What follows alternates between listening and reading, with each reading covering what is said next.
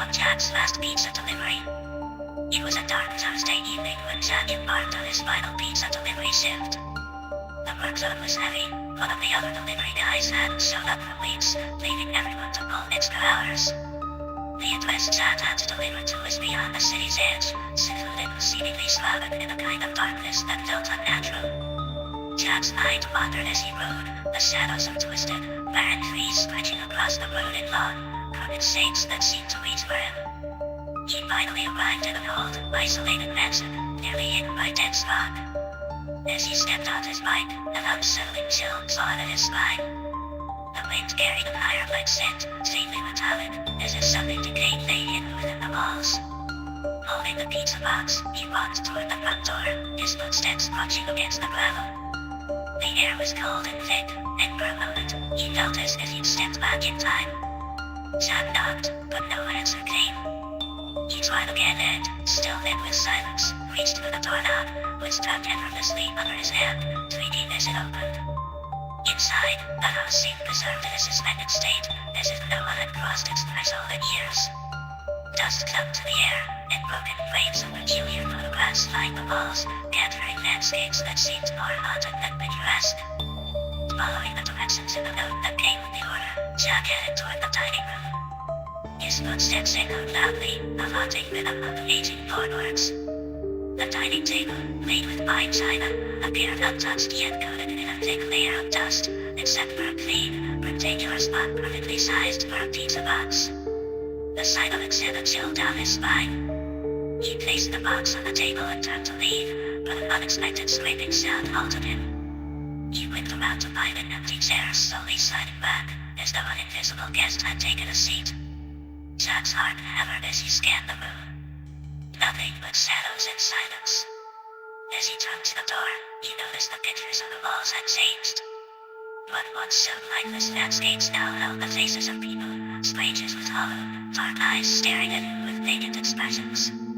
Their smiles seemed carved and unnatural, their eyes empty and unseeing, yet they felt strangely alive. He tried to move, but the air grew heavy and suffocating.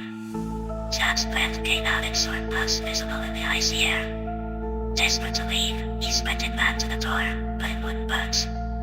Frustrated and panicked, he pulled harder, but the door remained sealed shut. In the silence, a faint whisper filled the air, growing louder, until he could make out voices, the murmurs of many, speaking as one. "You're real, it's waiting," came a voice, soft and sinister, close to his ear. He recoiled, slapping his hands over his ears, but the voice seemed to seep into his mind. Shadows danced around him, human-like but not quite human, moving in ways not defined nature. Some glided toward him, others flickered in and out of sight, shifting shapes in the darkness. As Jack backed into the table, he glimpsed the pizza box, now open, revealing something far more disturbing than food. The stench was overpowering, sour and fetid.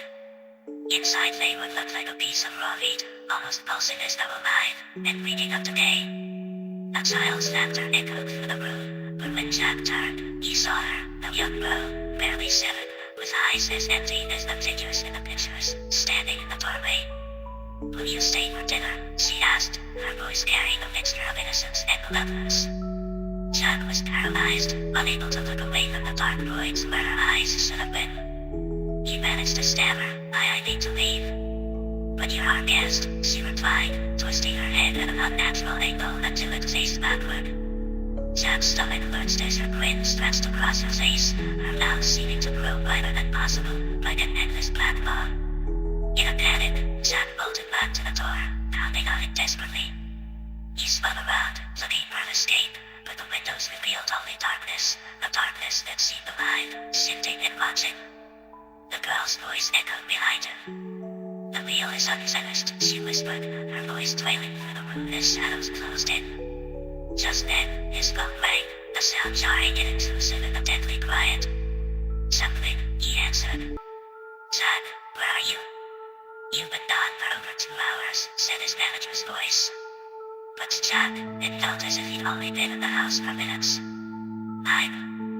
I'm stuck. I can't get out." He turned, but the pizza box was empty, as if he'd never placed it there. In a final desperate act, he hurled himself against the window, but it was like hitting solid stone. An echoing factor filled the room, sinister and mocking. As Jack struggled, he noticed the ghostly figures closing in, their eyes now fixated on him. The girl's hollow voice resonated once more, laced with a chilling finality. No one leaves until the feast is over. In that moment, Jack understood that he had become the latest guest in a banquet that would never end, his fate sealed among the shadows that would forever keep him within the walls of that accursed mansion.